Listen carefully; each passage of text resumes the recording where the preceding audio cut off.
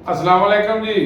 मैं तुहाडा अपना भरा जी पंजाबी चैनल के नाल मुजम्मल गुज्जर। अल्लाह ताला दे घर उम्मीद आ कि मैनूं सुनने वाले देखने वाले मेरे भैन भरा सब ठीक होणगे।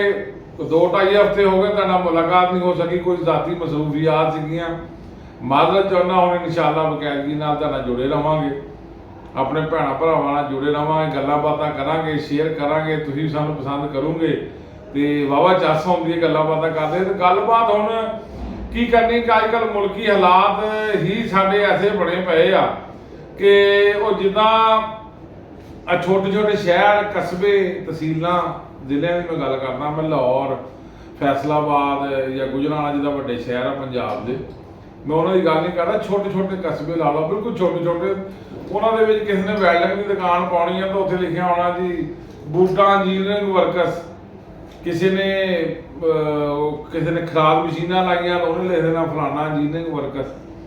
साडे मुल्क दे विच हुण इंजीनियर इन्ने हो गए कि साडे मुल्क दे नाल इन्नी क इंजीनियरिंग होण डई है इस वेले कि दुनिया सड़कों के उत्ते बिजली के बिल है कि महंगाई, आटा चीनी जिहड़ियां बंदे दियां बुनियादी जरूरतां ना, जिन्होंने मैं अज तो 6 महीने पहले पिटदा भी सी अपने वी लोगों के विच कि यार किसान नूं जिमीदार नूं तुसीं सहूलतां दिओ, वो ज़्यादा ज़्यादा फसलां उगावे, मुल्क च आटा वाफर हो जाए, गन्ना हो, चीनी वाधू हो जाए, कपाह हो, रूं वाधू हो जाए। रूं तो बनिया हुण रूं तो धागा भी बनता, कपड़े बनते, होर बेशुमार चीज़ां बनदियां, फल फ्रूट आम होण पाकिस्तान दे विच। साडा पता नहीं सियासी इंजीनियरिंग की जा रही है, ये अल्लाह जाने की किया जा रहा है। जो पाकिस्तान बनया सी उदों भी साडा सियासी इंजीनियरिंग की गई थी पंजाब नाल। मैं पंजाबी होने के नाते गल कर रहा कि पंजाब नूं वड़ के वो मारिया, पंजाब के 2 टोटे कर दिते। पंजाब ही तो एक सोने की चिड़िया जिहदी बेड़ी बोड़ दी गई, जिहदी हुण भी बोड़ी जा रही है।